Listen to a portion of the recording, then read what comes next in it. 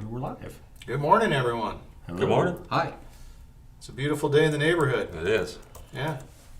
We have a guest. We have a guest. You want to introduce the guest? It's a good looking beard too. It is.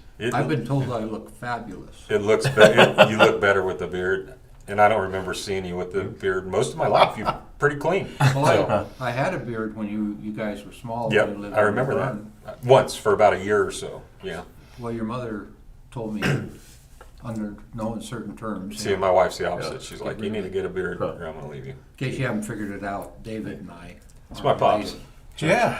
We got David's My dad dad. joining us today. Yep. Which is kind of cool, I got to Yeah. say. Yep. Welcome. We're going to glean some of his Oh, wisdom. How many? 77 years of wisdom? 78 years of wisdom? I rounded up to 78, yeah. Rounded up to 80?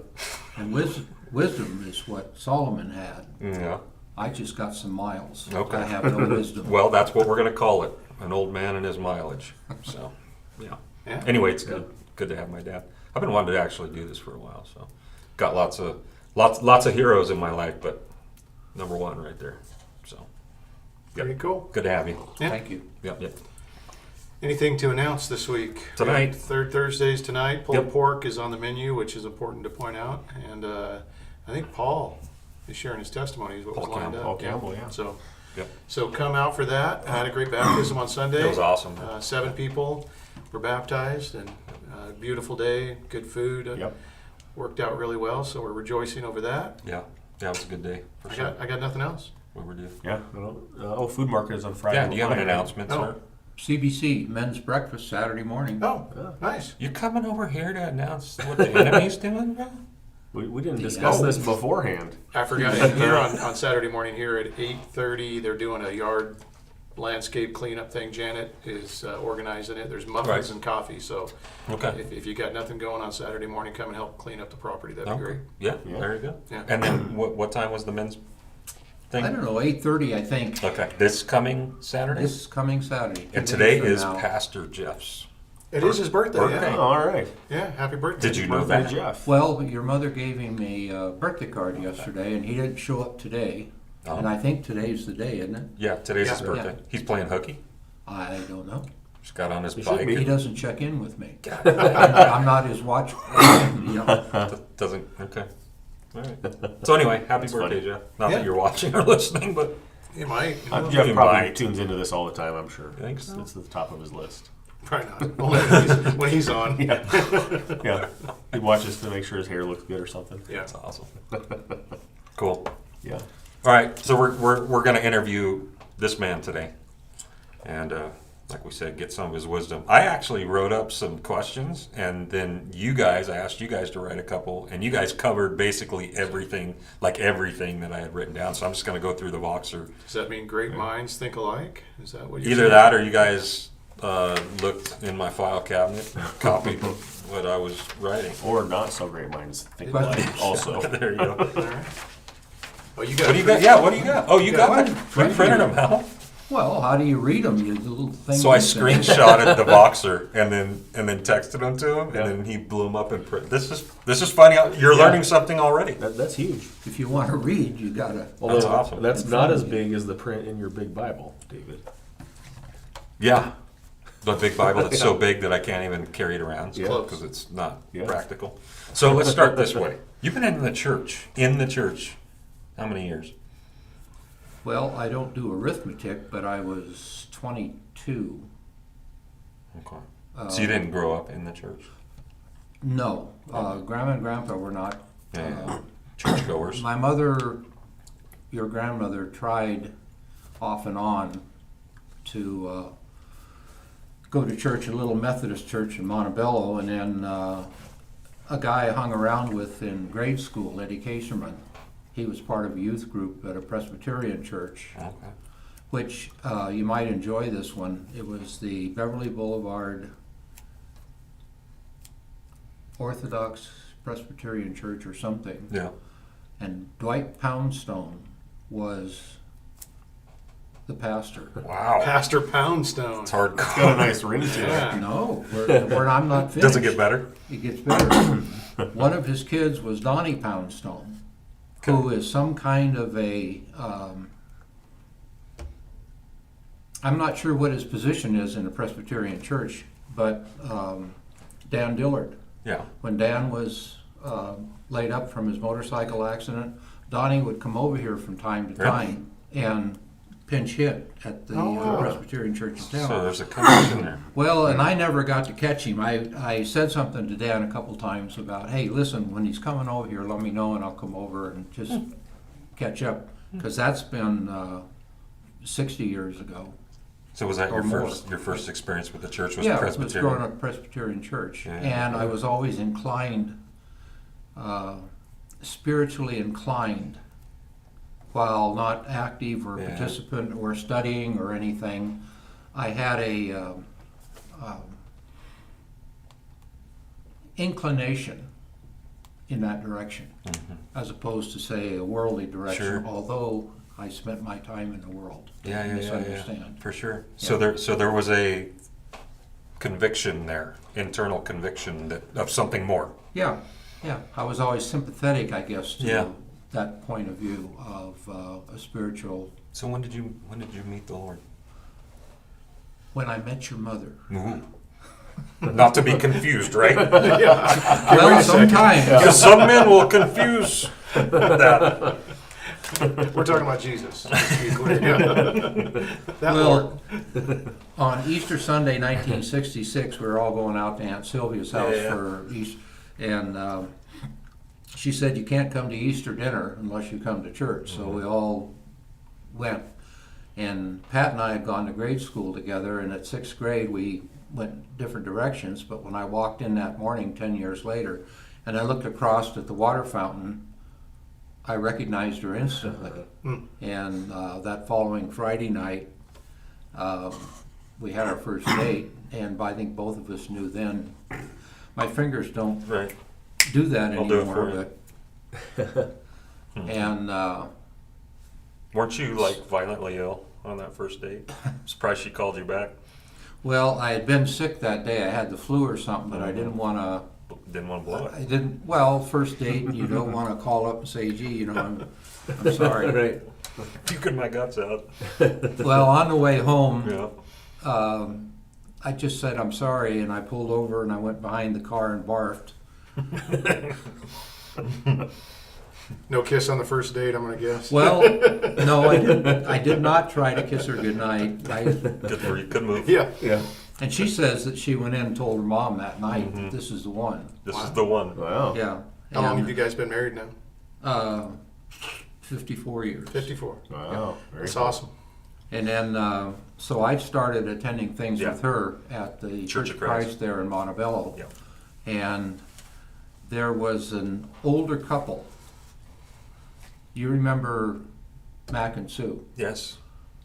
This couple had raised Sue and her brother, kind of foster home. But anyway, what they did is they took me into a classroom on Wednesday night after everybody left, and they had this little film strip. And it was partly comical, but it was interesting to see the way they did it. You know what film strips are, right? Yeah. Big Yeah, old. vaguely remember that. And We've heard you see about them them. Yeah. in museums, yeah. Yeah. And you just crank them one doohickey at a time. And Bill would sit there and he had the script. And Ada would sit there and she worked the projector. And you know, at New Year's Eve, you have little froggy clickers. Sure. Bill had a froggy clicker. And he would click the froggy and Ida would advance the film strip. Dude, we got to implement some of this. Yeah. Well, you guys have all this new technology, but We don't have froggy clickers. that was state of the art. Yeah. Yeah, that was state of the art Yeah. then. Not the Yeah. froggy clicker. We but need the some of those. Film strip. Anyway, Yeah. over time studying with them. That's awesome. And so some people have an aha moment. Yeah. You said your aha moment was, Well, I think I've had like 12 aha moments in my well, life. okay, your first one. So yeah, well, I'm kind of like you, where I always knew, like just partially from being raised by you guys, the worldview that you put into me, all that stuff. But then those times when you feel like it's been personalized, like encounters with God, right? So yeah, So, had a couple of those. and some people say, you know, there was this. Right. I've seen some guys who change just boom, just Well, lightning. Hank Williams' song, I Saw the Light, You're right. you know, Yep. there's a little more background to Right. it, but boom, he saw the light. Yeah. And mine was more gradual. It just Yeah. slowly over the years. I feel like mine was more that way too. Yeah. So the beginning of it was probably the Presbyterian Church. It was growing with the Church of Christ there and with your mother over the years. Yep. But I think the real big moments came after we moved here and started at CBC and studying with Glenn and Yeah. seeing a whole nother, just infinite Yeah. dimensions that Depth to the and Word depth of God. and yeah. breadth. Yeah. and what if this is Length, depth and width, that's height. breadth, what That's is it. Yeah. that way too? Girth. Yep. Yeah. Yep. That's awesome. You've done about darn near everything in the church since. You've eldered, you've deaconed, and then you've done everything around and in between. And patrol the parking lot. Preached, yeah. Preached on a Sunday morning. No, he's taught, Yeah. Yeah. preached. Done it all. You've pretty much done everything. Well, I haven't done much teaching. Yes, preaching only a couple times, Yeah. and recently here. Yeah. I kid you about the parking lot, but at the Pomona Church of Christ, we had trouble with people stealing batteries out of cars during the Sunday wow. night services. It wasn't a fabulous neighborhood at all. Yeah. And what was the freeway that ran alongside it? The 10 freeway. Yeah. No, it was a gnarly neighborhood. And so we just had a couple guys would, during the evening service on Sunday, would just walk around the building in the parking lot just to discourage that kind of stuff. So I'm walking with this guy one night, and we're just talking while we're going, and pretty soon he opens his coat and he's carrying a gun. Jake, what are you going to do with that? If I see somebody stealing a bat, you're not going to shoot somebody, Jake. I'm going to send them to Jesus. That's awesome. All right. Now we got some background, because he can keep going with stories all day. You guys probably ought to focus on. All right. I have a question. This isn't necessarily on the list, so hopefully that doesn't Oh, throw, if it's throw not on you. the list, but- I'm not going to. What are some major differences in the church today versus, like in the 60s? Well, I think In general. that was one of the questions, by the way. I think that was. Yeah, that was on there, Was it on the Chad. list? Yeah. Ah. You did well. Okay. Anyway, Sorry if I stole I think a couple thunder there. things. One, the church universal, just Christianity. It was a simpler world 50 years ago. Yeah. And the world is infinitely more complex now.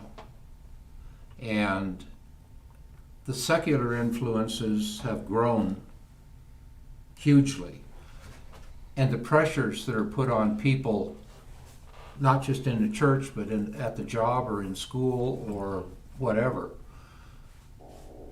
to adopt these secular viewpoints about whether it's science or sexuality or politics or social issues or whatever else, to the point where when I was working, in the first, 25 years, even 30 years, well, in fact, maybe my whole working career, there was not pressure internal in the companies that I worked for to conform to current fad. And now I think young people find that if they go to work for certain companies, they're going to get almost forced. And I think it's even part of the interview processes to make sure you fit in. Yeah. Sure. That So I filters think into the what church, that doesn't does is it makes its way into the church. And I heard yesterday that one of the major denominations is splitting over the LGBTQ thing. Yeah, which has been going on. It's you know. been Yeah, going and it's gonna on, continue. but that was non-existent. Yeah, for sure. Yeah. For sure. Those kinds of things were non-existent, and so that does affect both the local church, but the church universal is. Just secularism creeping into the church. Yeah. I think it also, though, in some ways, it does that kind of cleansing thing, because when you're forced to have to follow the Lord or compromise, you kind of have that moment in time where you have to make a decision, and we're seeing a lot of people falling away right now, I think, but that helps kind of clear the playing field a little bit. So I mean, sometimes you just assume everybody that's in a church is one of us or knows the Lord, and that's not always the case. So if there's an upside to that, it kind of winnowing effect in the church a little bit to where you can kind of determine, well, maybe these people aren't Christians, and maybe we do need to preach the gospel to them. Well, just this morning, I remember I can't help it. it was Bill Gaither, and they talked about iron sharpening iron. And you talk about refining gold or precious metals, and it's done with heat and fire. And Yep. and I think about the early church. One of the last things Jesus did was said, "Go out." Yeah. Great Commission. The Great Commission. You go out, you spread the Make word, disciples. Yep. make disciples, baptizing in the name of the Father, Son, and the Holy Ghost. Except nobody did it. So a persecution came along, which then forced a dispersion, which then, Correct. if man won't do it, God will do it for man. For sure. He'll Yeah, it's Babel 2.0, right? Except with the church. Okay, if you're not going to leave you Jerusalem, won't then go- yeah. I'll make sure you leave Jerusalem. Yeah. Sure. Yeah. And we see that in the local church today. We try to talk about going out and making disciples, and everybody sits there. Nobody goes out. Well, what about your neighbors? What about your friends? We did a thing at CBC recently where we opened it up to the community, that neighborhood website or Yeah. Oh yeah, Yeah. whatever it's called. next door. Yeah. Next door, anybody interested in learning about Christianity, come over to the library on Monday night, 7 o'clock, blah, blah, blah, and we had a thing, and one person showed up. Yeah. And 2 people from CBC and a third lady from the Church of Christ in town. They came, and that lady was trying to get 2 of her coworkers to come, because that's what we told people, is if you have somebody, just bring them. Yeah. You don't have to say anything. You can just sit there. Just Right. bring them. But Well, it'd be nice if it And were that's- if we could get them to come to us. It would be very helpful and convenient, right? But again, it's go. well, Yeah. we did. In Yeah. a sense, Yeah. we went And to we're the always library. helpful. We advertised in the community. Yeah. And now we're doing Christianity 101. And this is the second round of that kind of thing at CBC in the equipping class. This is how you could. This is fundamental Christianity. Okay, how do we know about Christianity? How do we know about Christ and God? Well, we start here. Right. So the first session had to do with how this all came about. Second session last week had to do with creation. Next week we're going to talk about sin. And then we just keep working through the basics, because if you're going to talk to an unbeliever, you're going to talk about the basics. Yeah. You kind of need to. You Yeah. need to lay a foundation. And you have to be comfortable with it. And most people, I think, the reason they don't want to go out is because they're not comfortable. They're frightened. What if they ask me a question? Oh my gosh, if I don't have the answer. Yeah, sure. If I can't quote chapter and verse, Right. what? Yeah. And it's terrifying. It's intimidating. Yeah. To think that we have to have everything in order. For Yeah. sure. I've seen that's one of the biggest changes maybe in a way that I've seen in you over the last few years is your desire to be more missional, which is awesome. In fact, you have 2 kids that live next door to you who have parents that are far from Christians that you have invested in. They actually come to your house. You've been teaching them Bible. You've been teaching them the gospel, walking them through the biblical narrative, praying with them, answering questions. These children, like you've become like a spiritual father to them. And that was the neighborhood website. I was just looking at it one day, and Yeah, there I was saw this that. Yeah, I posting remember that. saying, would somebody teach my, It's awesome. next door? Yeah. Sure. That's not hard. That's I can awesome. walk over there. That's awesome. But, all of us, the dog walkers have friends they walk Yeah. dogs with. Right. The people at the Shark, everybody knows somebody. Well, see, that's the beauty of it, right? That's where he has put the cookies on the bottom shelf for us when it comes to evangelizing. Yeah. Is that we've all got opportunities every day, But- in front of us. But I think going back to, that never changes. I think from the very get-go Yeah. with the Great Commission, God had to force people to go out, Sure. and He did it through persecution. So if we're going to face a persecution, which Yeah. most of us see coming, Yeah. Yeah. And sometimes with the church, probably even the older ones, denominations, it seems like the way that God does that is there's a point where you realize, oh, there's no generation inside these walls that's going to succeed the generation that's in these walls. You know, sometimes it's even just reality checks like Yeah. that, where it's like, okay, maybe we ought to, start trusting God and walking in these things that He's given us to walk in and Well, go out. and then you try to do things too to attraction ministries. I don't hold a lot of, Sure. they're not big on my list of Yeah, things, yeah. but you still have to have things for people. Yeah. And generations change. Yes. Unfortunately. And allowing people to drink coffee in the sanctuary, this set-aside room. Well, wait a minute. Church of Christ called it an auditorium. It was just a place where people gathered. Right. It's not the Holy of Holies. Right. And It was not a sanctuary. Pardon me? It was not a sanctuary. Well, And they did not call pastors, they called them ministers, right? yeah. Yeah. I'm pretty sure that there will be coffee in the actual Holy of Holies. So Yeah. just The high just priest saying. had his Starbucks with him. And Probably not Starbucks. Yeah. Definitely not Starbucks. So I have a question. You've been old in the church now, and you've been young in the church, so you have both perspectives. I think a lot of times churches tend to cater to one or the other. It seems like there's sometimes not this combining of the old and the young. And I guess, maybe talk a little bit about how the old and the young need each other and why we have a difficult time relating to each other. Sometimes we even separate them out, like, you guys stay over here in your hole and you stay over here in your hole and don't even talk to each other. It's just very strange to me. Well, that's one that you're darned if you do and darned if you don't. Young marrieds will want to have the young marrieds class. Yeah. And the old fogies want to have the old fogey class. Yeah. And the youth group wants to have the youth group class. And so there is a stratification that goes on. Yeah. We want to hang. And usually where all come together is at the worship service, or if you have some sort of fellowship or some other kind of an activity. So the stratification is both good, but it can also, if somehow these various groups don't have a way of coming together at some point over we started showing movies at the church. At Yeah, like a CBC. movie night. Yeah. Movie night.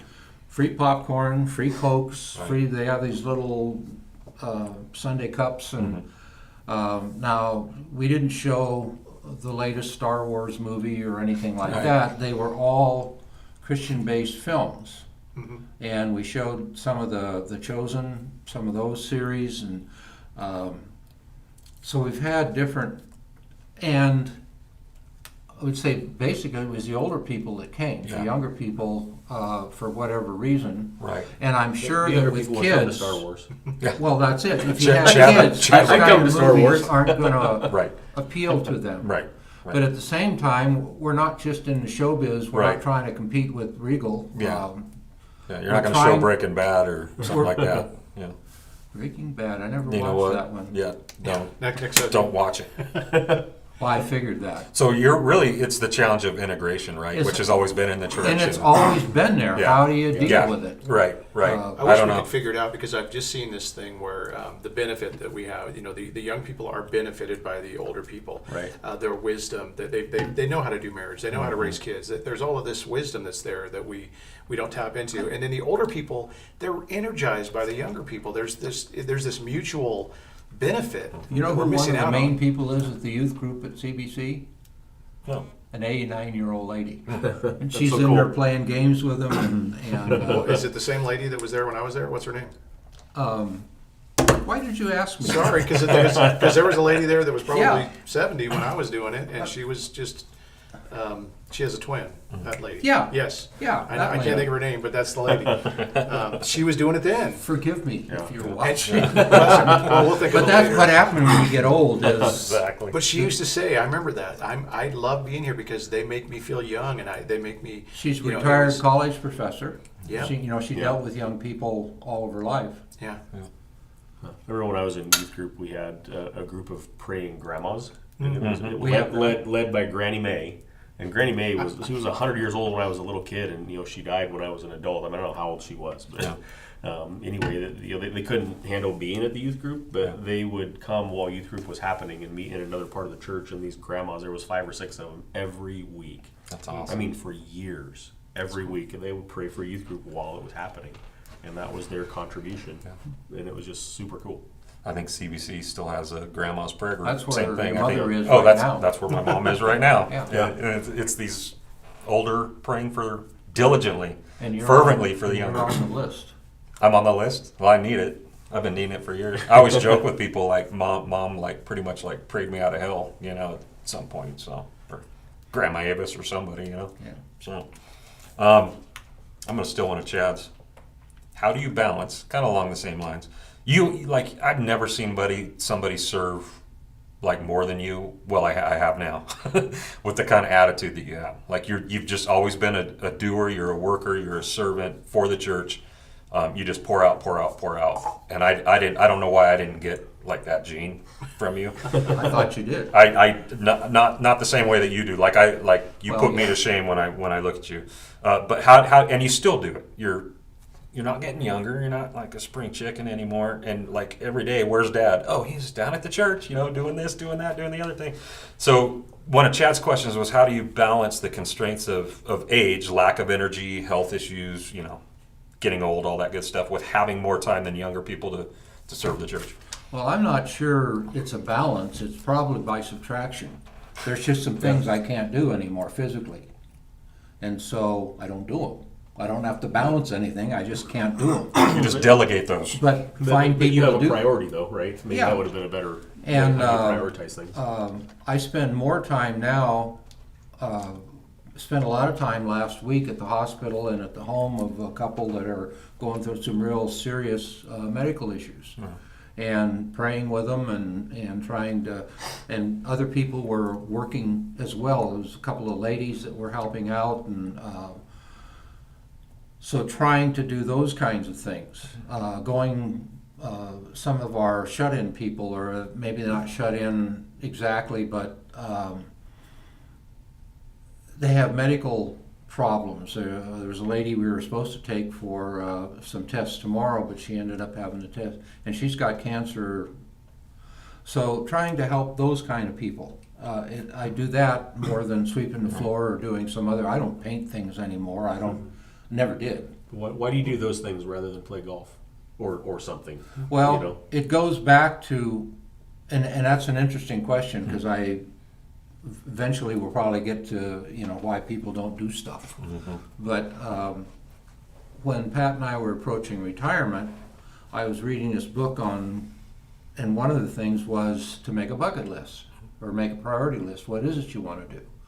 And so they had a bunch of questions at the end of each chapter, and I wrote them down. And one week when I was going off on a trip, I said, "Here, Pat, you read these, answer them. I'll take one answer, and we'll see what happens when I get back." And each of us, 4 out of the 5 things were the same. And number 1 was live close enough to the local church that we can actually be a part of the church. Because even at Victorville, we were probably 15 miles one way. Sure. It seemed longer than that. Well, it seemed in like Bear a half Valley- hour to get there. In Bear Valley Road, when we moved there, was a 2-lane Yeah. with stop signs. When we moved away, it was 6 lanes with 17 or 18 traffic signals. Yeah. Just to get to the freeway. Or- And the yeah. closer you got to the freeway, all you did was advance by cycles and signals. I remember the ride home from the church to home. The time I stole that T-shirt with the youth group, it was the longest. It was hours. That was one of my favorite days. Proud Papa. I want to thank you for that memory. So, But to answer your Yes. question is, that was number 1 on our list, was to actually be able to be a part of it, to be able to lead the men's Bible studies, which I did. Pat was working with the ladies' ministries. So we tried to be a part of the church and do things. Golf, I played golf, but I played once or twice a month, maybe. Well, why is it important to you to be a part of the church more than the golf club? Faith without works is dead. And having faith, but not doing anything. And it's not that doing you don't earn your way, Right. but one without the other, or doing this without that, either which way, is dead. And the last bunch of years I was working, I had been unemployed. You remember the one company I worked for was sold to another company, Yeah. and they Not comps. did away with. Yeah. Well, that wasn't Comsonics. Right. That was the one before. No. And anyway, they did away with the Western, and so I ended up unemployed for 9 months. So when I went back to work, I got the job with Comsonics. I then was not working for Comsonics. I was working for the Lord. Comsonics just happened to be. You heard of peripheral damage? Well, this is peripheral benefit. And I, without making any details or anything, when I left, I had done a very good job, but it wasn't me doing the job. Sure. It was, what I did was To him, to the glory for of God. him, Yeah. to the glory of God. Right. Gosh, we should almost talk about this. This is something Yeah. some Christians don't understand. Right. And so, and I happen to be fortunate that my immediate boss was a believer, a guy in Virginia. And the RSR that I had, Marquita, she was a believer. And so it's a lot easier when you're working with like-minded people than what we talked about earlier if you're middle of, and we had somebody back in Virginia that, and this was early 90s, mid 90s, was a guy that became a gal. And that caused all kinds of problems back there. But even for me, dealing with that person on the phone, at some point, that person went to HR and changed his employment records to she, and bathroom privileges changed. There were people that had worked with this person for 15 years, and especially the women couldn't come up with, why do I have to share a bathroom with a man I've known for 15 years just because? This is when it was taboo, right? It was emerging, I will put Yeah, it that sure, way. sure. And he may have been in the front lines of that occurring. Yeah. Well, And- I've always, go ahead. Well, and anyway, I mean, so it was beginning to creep in back then, but because I was doing outside sales and marketing work, I wasn't directly involved other than by phone or when I went back for meetings or something. But it's not like what some of our people face today. I've always loved that about you and Mom when you guys retired, that was kind of the reality of what ended up happening with your lives, is you guys didn't become more distant from the church. You actually became more entrenched in the church. And a lot of times what we'll see with the older parts of our congregation is the opposite. They've worked all their lives for the golf course finally, or for the cruise ship finally, or you know what I mean? And so we don't see a lot of them consistently because they're gone more than they're here, which affects the younger people. I think that's exactly what we're talking about. Like they're such a valuable resource and they don't even know it.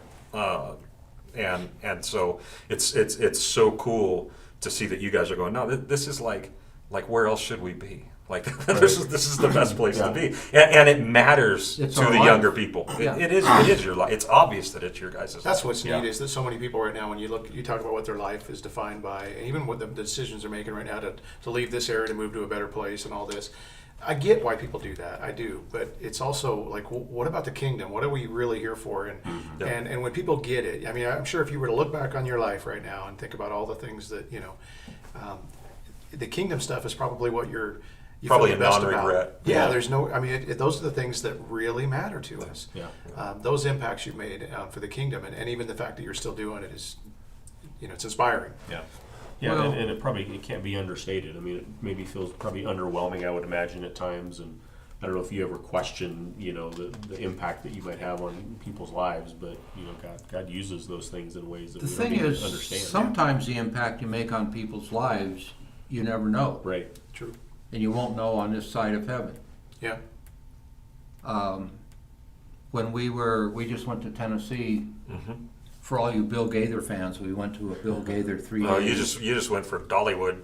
Well, Dollywood just happened to be there, and your mother wanted to see it. And but if you ever get to Gatlinburg and Pigeon Forge and Boogertown, I can't believe you didn't Dollywood- give me a shirt from Boogertown. Is that an Man. actual Like that place? makes me mad. Boogertown? That's a real place? I It's was real. trying to beat Wow. traffic back there, and I thought, well, this road's going in the right direction, so I took off down this road. Finally, I had to give up and ask Siri for directions, and so she had me turn around and go back 1.25 miles and then turn left on Boogertown Road. Wow. That's on my list now, places to visit. Wow. That would have been the coolest souvenir. I should have That's taken sure. a picture of the street sign, but I didn't. That's awesome. But on that trip, when we were coming back, we ended up having to delay a day because of plane reservations and anyway. And your mother was just in tears. She was looking so forward to coming home, and I was getting pretty tired of a suitcase too. And we had given away the rental car and already turned it in. And now we don't have a room reservation for that night, and you know the complications, right? And she was just in tears. But then she said, no, we're gonna do it. Right. The next day, the Congressman John Lewis, you may recognize, he was kind of an icon in the civil rights Yeah. movement, became a congressman. He died a couple years ago, and I'm standing there at the airport, and they got this big display. Pat, your mother had told me to go look at it, so I'm looking at it, and pretty soon somebody walks up beside me. And she said, "Who is this?" And it was a young Chinese woman. And so I'm, well, John Lewis, and, oh, civil rights, Jesse Jackson, Martin Luther King. And I said, yeah, here's pictures of him with them. And I said, you know what, come and meet my wife. So we walked back over, and the two of them got to talking, and Pat shared the gospel with that woman. And Pat says, now I know why we didn't get the flight yesterday, is because I was supposed to share the Right. gospel with that woman today, and we'll never know what comes of it. Yeah. Because she went on to her trade show, and we came back home to Oregon, and Well, I even see you guys do that in restaurants. You know, we'll go out and eat, and you know, if the waitress just happens to walk by while you're about to pray for the food, you'll be like, "Hey, is there anything we can pray for?" Like, yeah, and you never know. that's Like, from Rick Edgman. well, I learned that from him. there's a lot of people that do it, but the point is, we don't know the rest of the story with those type of things a lot of times. So we just try to be intentional and not miss opportunities, right? But, I think you already kind of spoke to this, but one of the most powerful gospel narratives I saw watching you that just stands out. There's many of them, by the way, not just one, but the one is when Grandma Avis, Papa Bill came to live with us because they could no longer live on their own. You guys built a house with a wing on the side of it for them, so they were living. I think you guys were in your 40s, so you were in the middle of careers and working and all that stuff while you were taking care of these two people dying. And I used to watch you with them every day, a lot of times doing the nasty stuff of changing his pants and getting him into the bathtub, and he wasn't an easy guy to lift, and day in and day out I would see you do this, and it was such a picture of All I had to do was offer him tamales, and he would take a shower. I don't know, I saw a lot of Sounds like a catch-22 if you have to change. I saw a lot of challenge and Bill, you labor want and- some tamales? yeah. Yeah, Pray well, for let's that take a later. shower. What like how did you get through that time? Like how did you do what you did so faithfully through that? Well, They there weren't again- even your parents. Well, they are. I mean, I know, but yeah. The older folks are parents to the younger folks, Sure. whether they're related or not. Sure. And I think Scripture's pretty clear about that you honor your mother and your father. Well, it was- I think there's a list of 10 thingamajiggers somewhere where that's one of them. So you actually believe your Bible? Imagine. Wow. And so that part of it was easy to do it.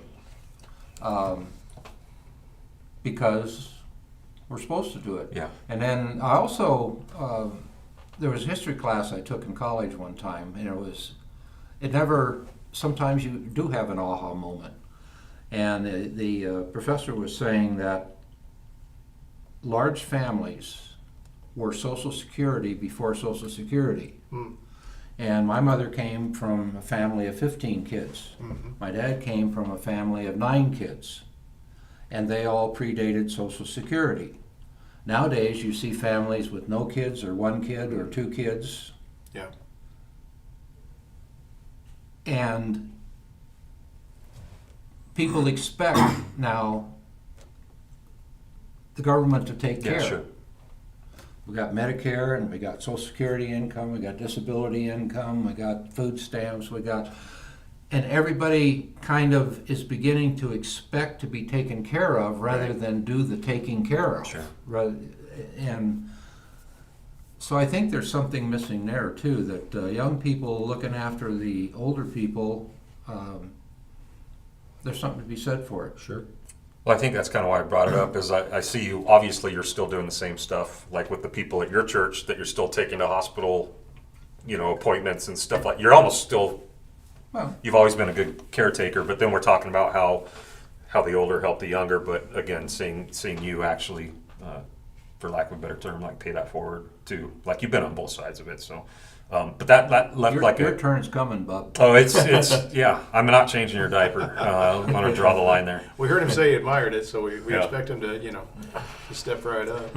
I set the example. No, I love that we live The deep ends. in the proximity we do, and yeah, obviously would love to. And part of, if I'm able to do a decent job at all, it's obviously watching you and what you did. So, Brent, did you have something? Another? I just, I appreciate your family a lot because, obviously David's one of my closest friends and we minister side by side together. And I know the story of kind of the trouble he caused you guys and, what the Lord did, the Lord's faithfulness and all of this. And maybe to some parents out there that are struggling and wondering and, maybe you have some little encouragement or words of hope that you might, because to see what your son's doing now has got to be kind of mind-blowing. Well, there was a night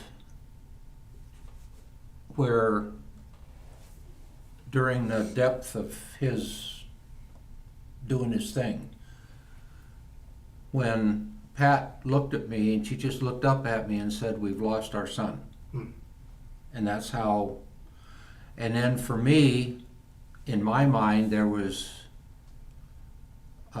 it was a prayer, God, let me die or let David die, because either way it'll stop hurting. But having said that, that's just the depth of, you never quit trying. I've known parents that, fine, they're out on the street, heck with them. But you don't quit trying. You keep doing whatever it is that you can do to try to recover. And that's not to say I haven't given up on people. I'm talking sure. about kids, my kid. And sometimes the parents, there isn't anything you can do. I have a granddaughter where I'm not sure it's possible because in that case mental illness is an issue. And dealing with mental illness is one thing. Dealing with bad behavior, even though it might be driven by something that creates poor worldviews, just say it that way. But I guess you just never give up and never quit praying and never quit trying. What does it mean to you and Pat now to see what your son's doing? Well, they don't go to our church, so that tells you something. Well, I told them not to, actually. well, not going to this church to the door versus CBC, we were pretty plugged in at CBC when I told the you guys door to stay started. there. Yeah, And made more sense. And I guess maybe that was one of the biggest things. I think your mother would probably be over here in a heartbeat sure. if something happened to me, but me, Yeah. Yeah. you guys do things a little bit different here, and it's doing church. We're gonna get some of as those frog opposed- clickers, those little clickers. Yeah.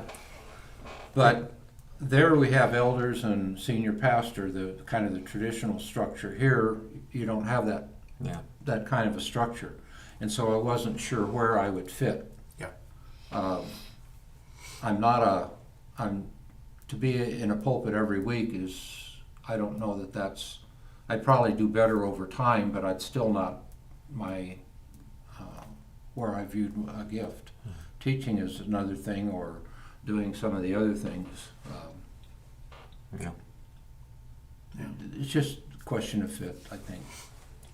Well, I am grateful for your perseverance and for God's faithfulness and not giving up on your son, because I can't imagine what this would be like if he wasn't here and doing what he's doing. So we're very appreciative of that. Well, Yeah. we've been blessed not just that way, but also, like David said, living close together. Yeah. We have two boys, one in Texas and one in Oregon.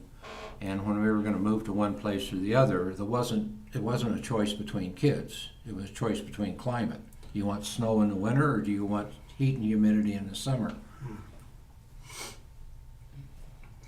It was just about that simple, because I think we'd have been very well with Tim in Texas too. That relationship. Pat and I have been blessed with a good familial relationship with our kids, and of a lot of families where between father and son or mother and daughter, and Yeah.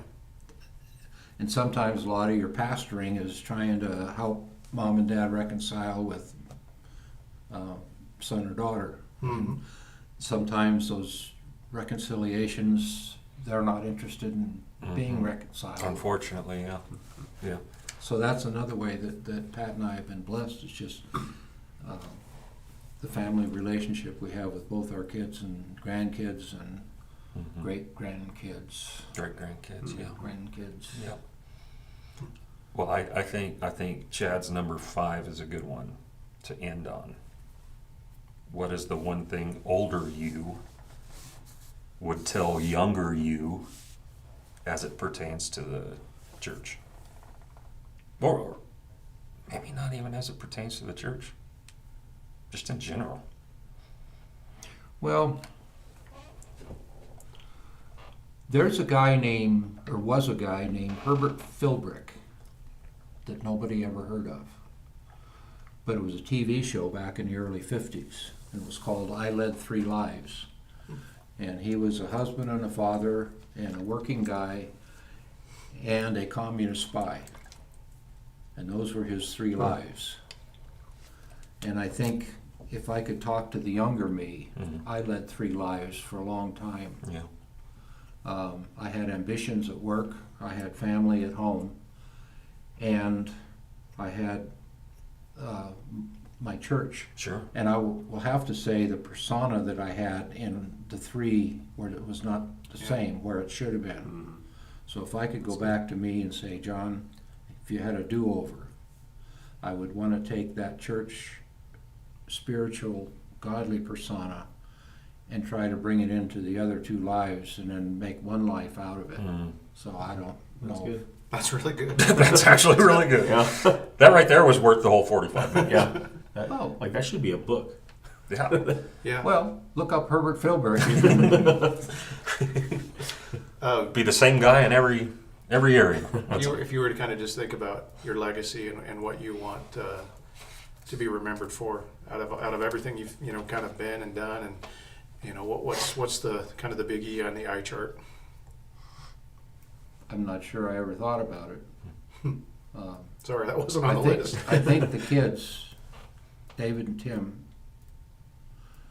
the men that they've become, because if pride's a sin, I got a little of it. There's a good pride. Well, There's a good it's one just, too. That's a book also, that idea. I'm just saying that it's the 2 boys and their families. and the grandkids. It's a lot of fun watching. Lincoln right now is the one, and 10 months old, 11 months old, and that kid's walking.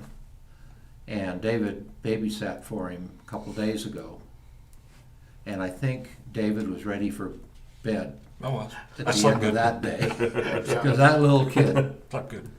but it's just fun to watch him and fun to see him experience things for the first time. I gave him his first ice cream a couple months ago, against maybe his mother gave me permission, and to watch that kid, the first bite kind of puckered up, and the second bite he was all in from then on till it was all gone.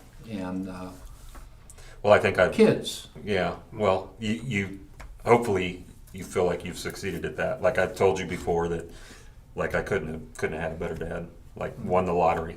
I know Tim feels the same way. We've had those conversations. Like just you were the best, man. Thank you. So well, thank you.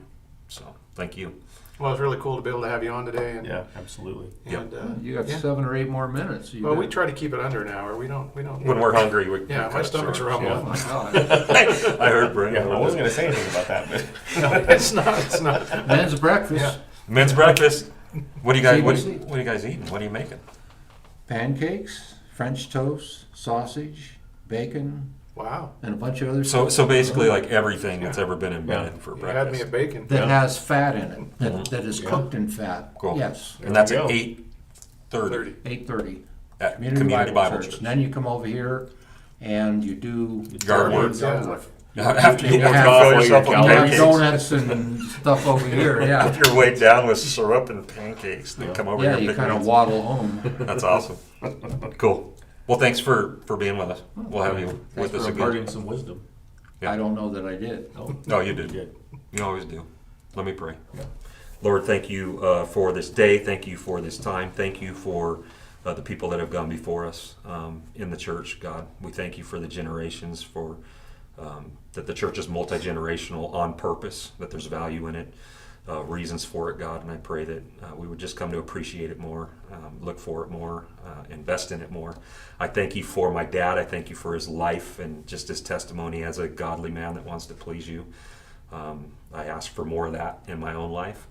And we just thank you for this day, for all that you do with us, for us, in spite of us, every day. And in your son's name, amen. Amen. Amen. Thanks for joining us, y'all. Yep. We'll see you in a week. Like you.